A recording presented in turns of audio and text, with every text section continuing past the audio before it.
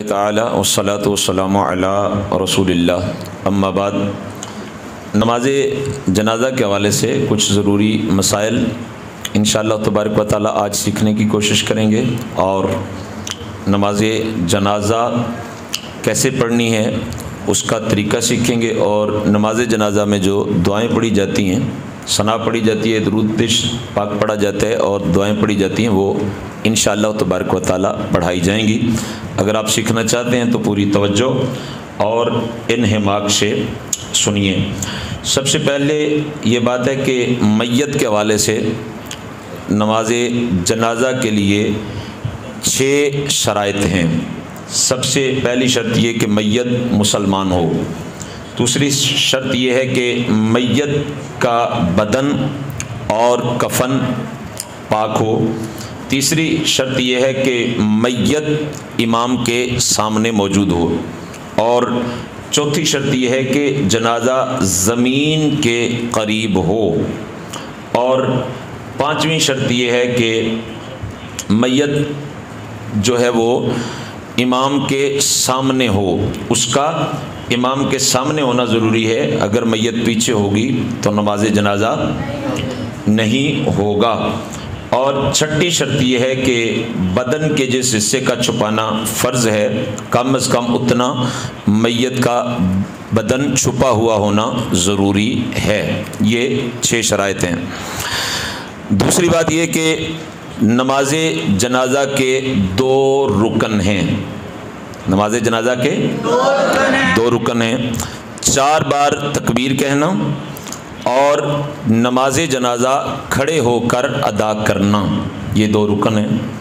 ان میں سے اگر ایک بھی ادا نہ ہو تو نماز جنازہ ادا نہیں ہوگا۔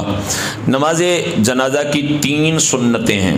پہلی سنت اللہ تبارک و تعالی کی حمد و ثنا کرنا، دوسری سنت نبی کریم رؤوف الرحیم علیہ الصلاۃ والتسلیم پر درود پڑھنا، اور تیسری سنت میت کے لیے دعا کرنا۔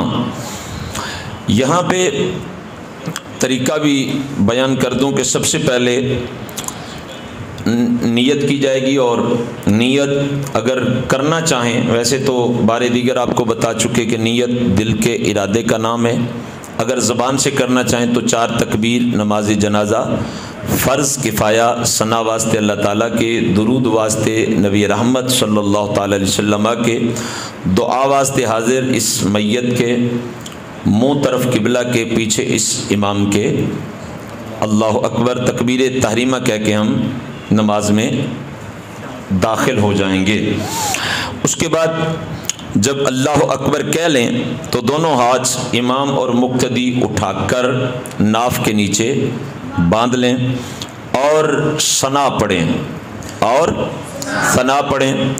دوسری تکبیر کہی جائے گی، ہاتھ نہیں اٹھائے جائیں گے، صرف تکبیر کہی جائے گی، اس کے بعد درود ابراہیمی پڑھیں، تیسری تکبیر پڑھی جائے گی، ہاتھ نہیں اٹھائے جائیں گے، پھر میت کے لیے دعا کریں، جو دعا مسنون ہے وہ دعائیں پڑھیں، یا کوئی بھی دعائیں مسورہ پڑھی جا سکتی ہے، اور چوتھی تکبیر کے بعد دونوں ہاتھوں کو چھوڑ کر کے دونوں طرف سلام پھیر لیں۔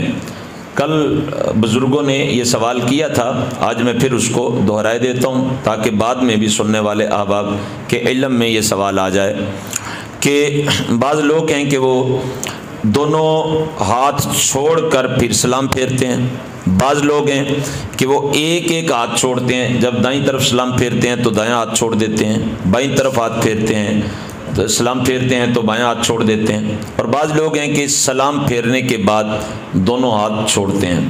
میں نے عرض کیا تھا، دوبارہ سن لیں کہ جو پہلا طریقہ ہے یہ سب سے افضل ہے کہ دونوں ہاتھ چھوڑ دیں اور پھر سلام پھیریں۔ جو دوسرا طریقہ ہے اس کا ذکر اس کے بعد ہے کہ آپ دائیں طرف سلام پھیریں تو دایاں ہاتھ، اور بائیں طرف سلام پھیریں تو بایاں ہاتھ، مگر افضل طریقہ وہی ہے، مگر کتابوں میں یہ دوسرا طریقہ بھی لکھا ہوا ہے، اور اگر کوئی تیسرا طریقہ اپنا لے تو نماز جنازہ پھر بھی ادا ہو جائے گی، مگر افضل طریقہ پہلا ہے یا دوسرا ہے۔ اس بات کی سمجھ آ گئی آپ سب کو؟ آگے بڑھیں۔ اب جب ہم اللہ اکبر کہہ کے ہاتھ باندھ لیں گے تو ثنا پڑھی جائے گی۔ یہ تفسیر فتح القدیر اور تفسیر خازن وغیرہ میں یہ ثنا لکھی ہوئی ہے کہ حضرت عائشہ صدیقہ بنت صدیق محبوب رب العالمین رضی اللہ تعالی عنہ وسلام اللہ علیہا نماز جنازہ جب شروع فرماتے تو آپ یہ ثنا پڑھتے۔ میں پڑھاتا ہوں، آپ پیچھے پیچھے پڑھ لیجئے۔ سبحانک اللہم وبحمدک وتبارک اسمک وتعالی جدک وجل ثناؤک ولا الہ غیرک۔ بالکل بعین ہی جو ہم ثنا نماز میں پڑھتے ہیں وہ بھی پڑھی جا سکتی ہے، اس میں صرف ایک کلمے کا اضافہ ہے اور وہ کیا ہے؟ وجل ثناؤک۔ پڑھی نماز والی بھی جا سکتی ہے، میں ایک مرتبہ پھر اس کو پڑھ دیتا ہوں، مگر آپ اب میرے پیچھے نہ پڑھیے گا، میں پڑھ کے آپ کو سنا دیتا ہوں۔ سبحانک اللہم وبحمدک وتبارک اسمک وتعالی جدک وجل ثناؤک ولا الہ غیرک۔ تو یہ ثنا پڑھیں۔ ثنا پڑھنے کے بعد پھر تکبیر پڑھی جائے گی اور یہ ہماری دوسری تکبیر ہوگی، ہاتھ نہیں اٹھائے جائیں گے۔ پھر درود ابراہیمی میں اس کو پڑھا دیتا ہوں، آپ ایک مرتبہ میرے پیچھے پڑھ لیں۔ اللہم صلی علی محمد وعلی آل محمد كما صليت على إبراهيم وعلى آل إبراهيم إنك حميد مجيد۔ اللهم بارك على محمد وعلى آل محمد كما باركت على إبراهيم وعلى آل إبراهيم إنك حميد مجيد۔ یہ مشکات المصابیح میں یہ حدیث شریف میں یہ درود لکھا ہوا ہے کہ نماز جنازہ میں یہ درود پڑھا جائے۔ آگے بڑھتے ہیں۔ اگر جب اس کے بعد درود پاک کے بعد جب تکبیر کہی جائے گی تو اب دعا کا وقت ہے۔ کس چیز کا وقت ہے؟ اچھا، یہاں پہ یہ بھی سن لیجئے کہ امام صاحب کے لیے بھی یہ ہے کہ اگر وہ درود ابراہیمی کے بعد بھی کوئی درود پڑھنا چاہتے ہیں، 1 2 3 4 5 7 جتنے پڑھنا چاہیں وہ درود پڑھ سکتے ہیں۔ اور مقتدیوں کے لیے بھی ہے کہ جب تک امام صاحب تکبیر نہیں کہتے اس وقت تک آپ 1 سے زائد جتنے درود پڑھنا چاہیں پڑھ سکتے ہیں، بلکہ افضل ہے۔ کیا کہا ہے میں نے؟ بلکہ افضل ہے کہ اس سے زیادہ بھی درود شریف پڑھے جا سکتے ہیں۔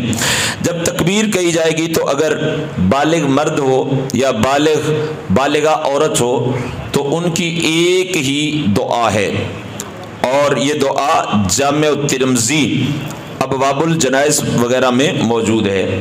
یہ دعا بھی پڑھ لیتے ہیں، میں آپ کو پڑھاتا ہوں، آپ میرے پیچھے پڑھ لیجئے تاکہ اچھے طریقے سے آپ اس کو یاد کر سکیں۔ اللہم اغفر لحینا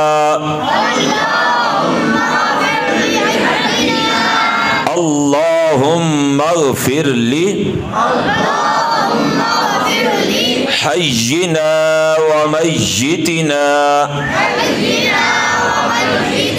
وشاہدنا وغائبنا وصغیرنا وکبیرنا وذکرنا وانثانا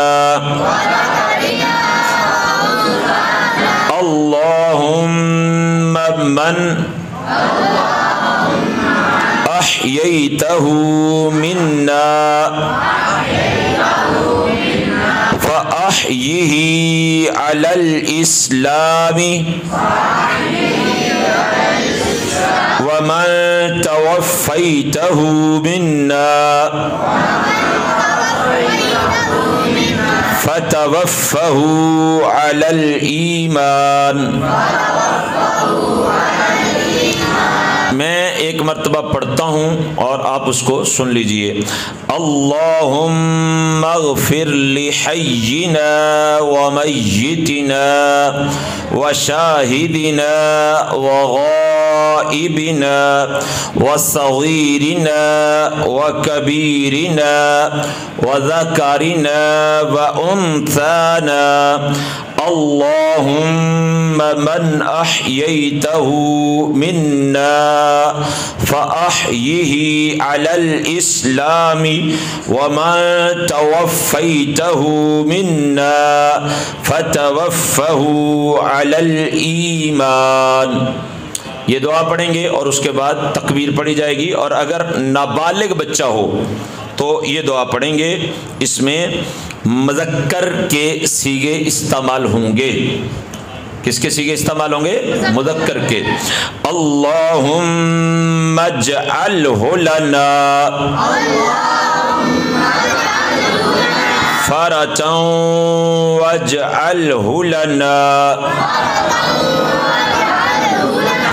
اجرا وذخرا واجعلہ لنا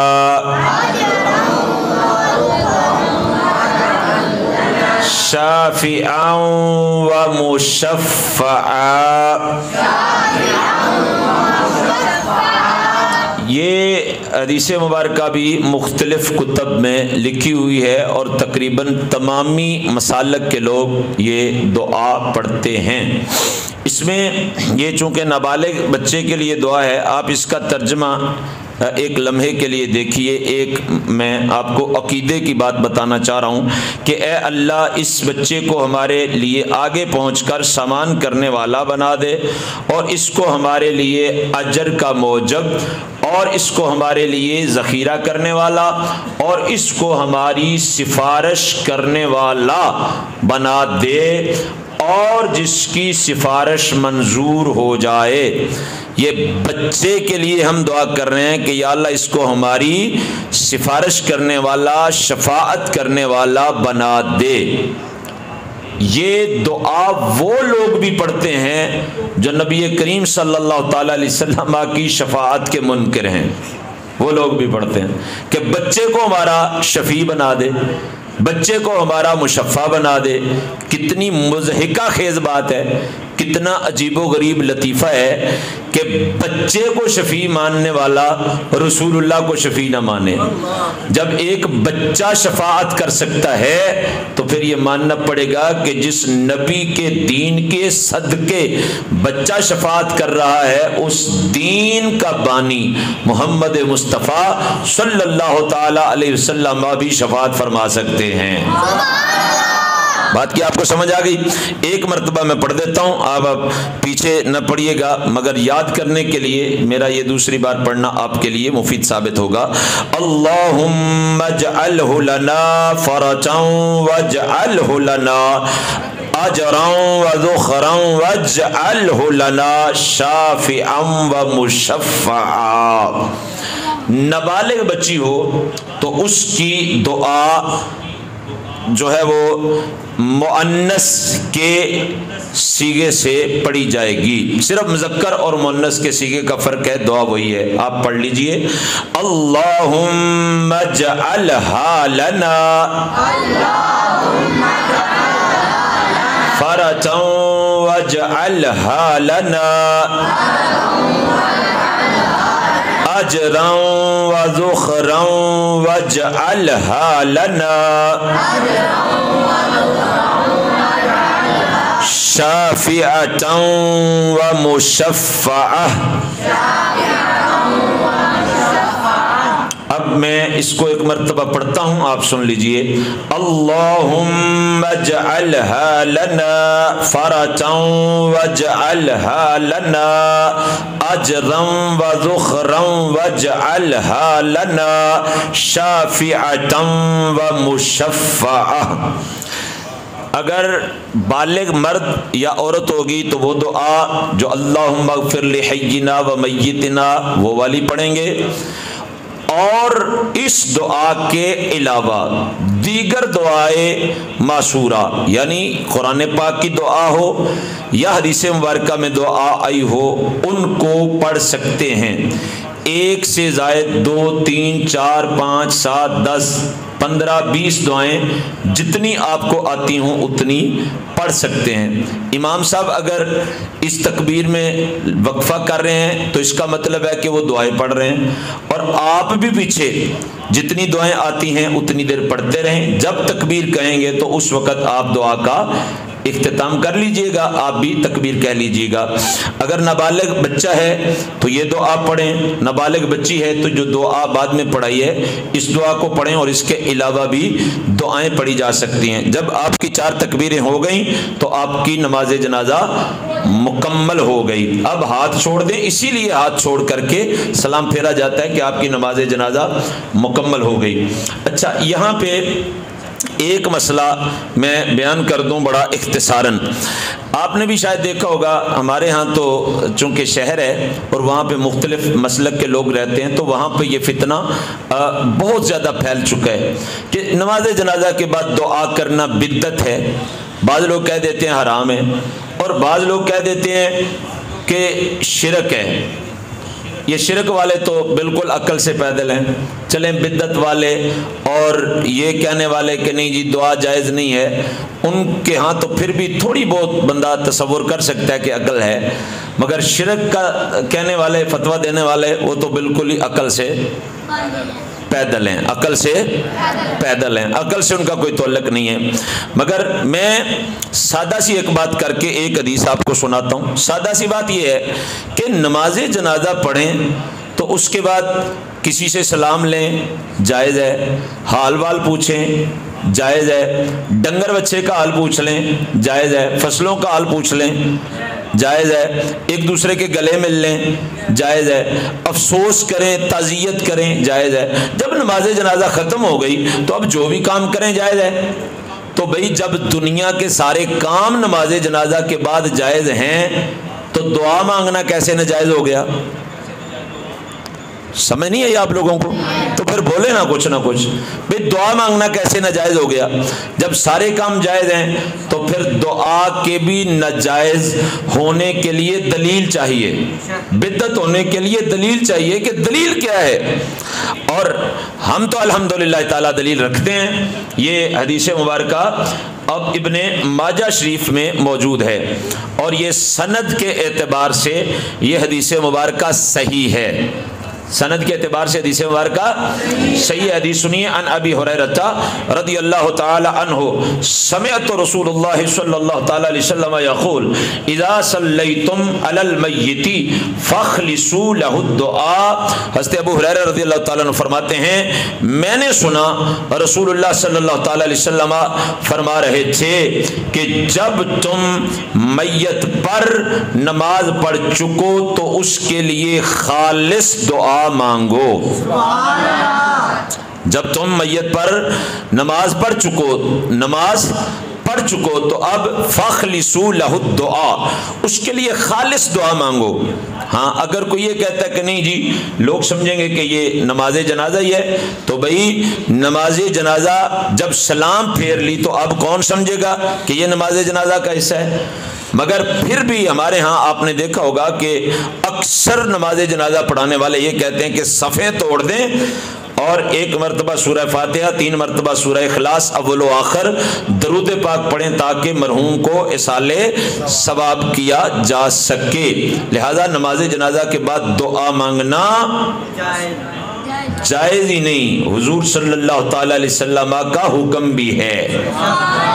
لہذا ہم نماز جنازہ کے بعد دعا مانگ کے رسول کریم صلی اللہ تعالی علیہ وسلم کے حکم پہ عمل کرتے ہیں الحمدللہ تعالی۔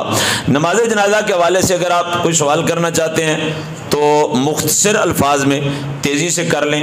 ایک دو سوال میرے ذہن میں ہیں، میں وہ عرض کرتا ہوں، آپ سے بھی پوچھتا ہوں کہ آپ کیا سوال پوچھنا چاہتے ہیں۔ ایک دو سوال میں آپ کو بتا دیتا ہوں جو میرے ذہن میں ہے۔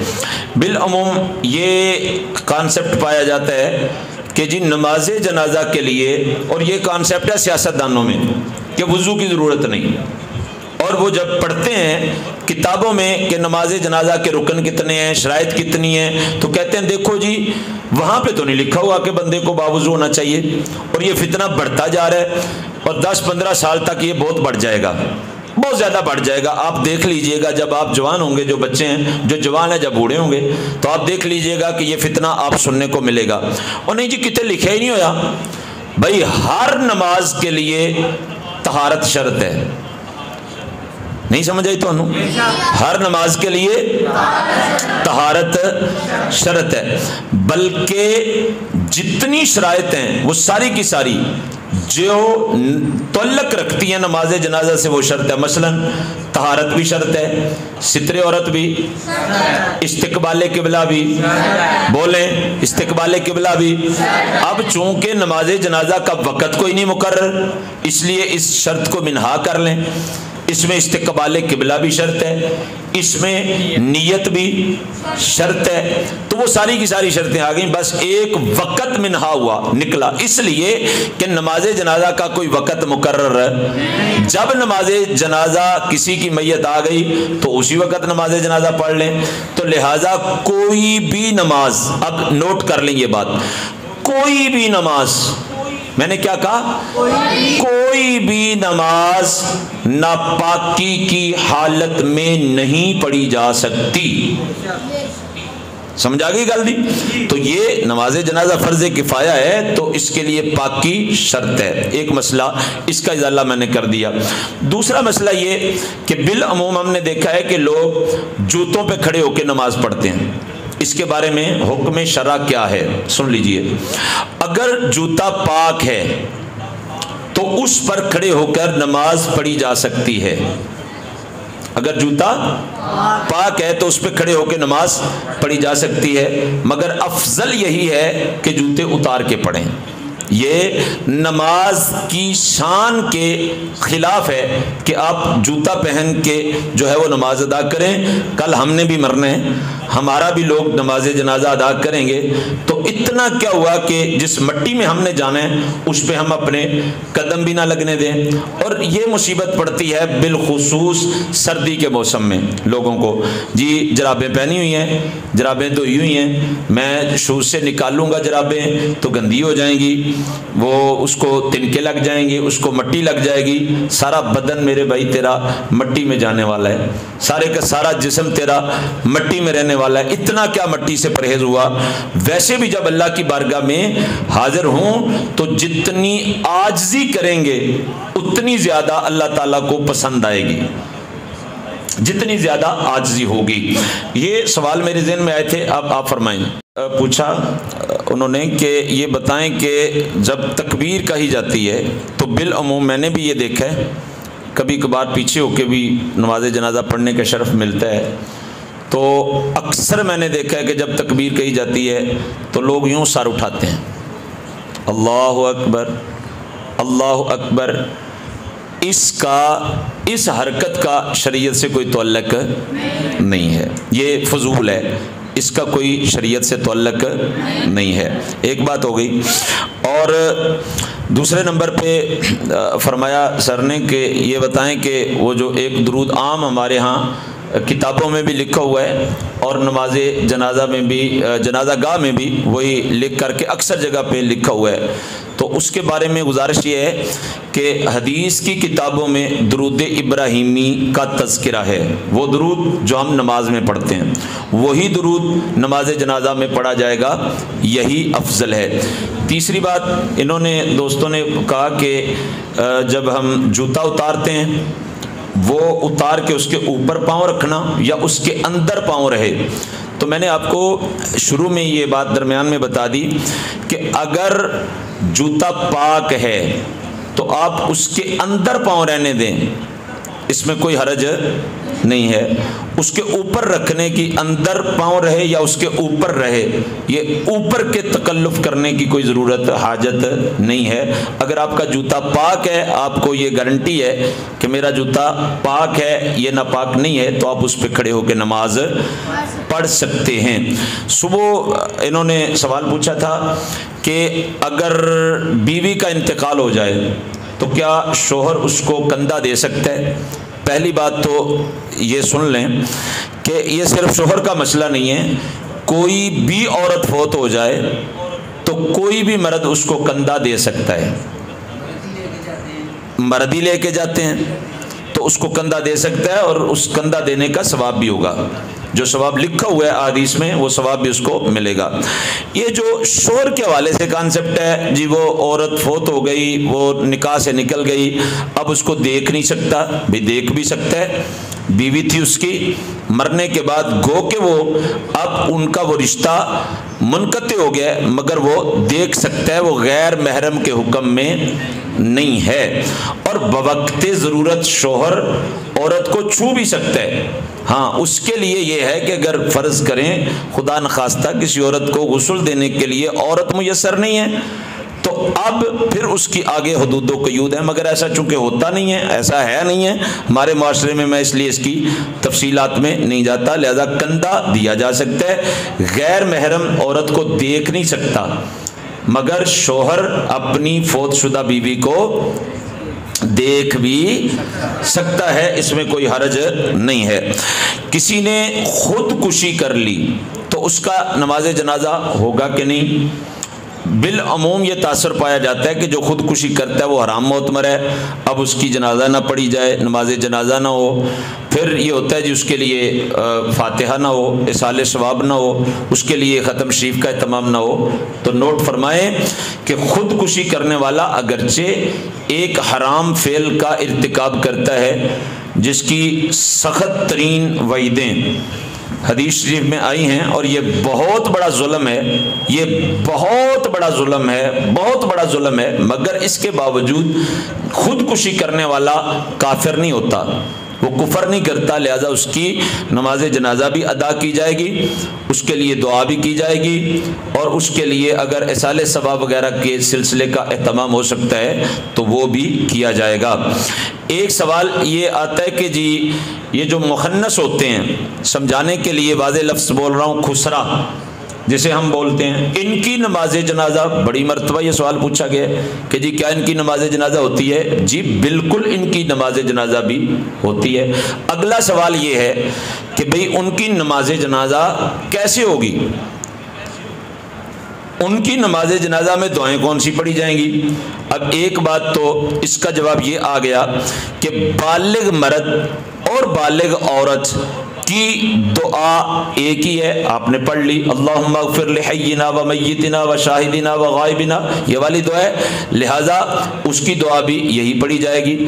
اگر وہ نابالغ ہے تو اگر اس کے بدن کے اعضاء میں زیادہ اثرات مردوں والے ہیں تو نابالغ بچے کی دعا پڑھی جائے گی، اور اگر اس کے بدن پر زیادہ اثرات بچیوں والے ہیں تو اس کی نماز جنازہ میں دعا بچیوں والی پڑھی جائے گی۔ ایک اور مسئلہ یہاں پہ حل ہوا کہ اگر مخنث فوت ہو جائے تو اگر اس کے بدن میں جو مذکر اور مؤنث اعضاء ہیں، اگر اس کے بدن میں مؤنث کے اعضاء ہیں تو اس کو غسل عورت دے گی، یا وہی اسی کیٹیگری کے لوگ جو ہوں گے وہ دیں گے، اور اگر اس کے بدن میں مذکر اعضاء زیادہ ہیں تو اس کو غسل مرد دیں گے، یا اسی قبیل کے دیگر مخنث جو ہیں وہ ان کو غسل دیں گے۔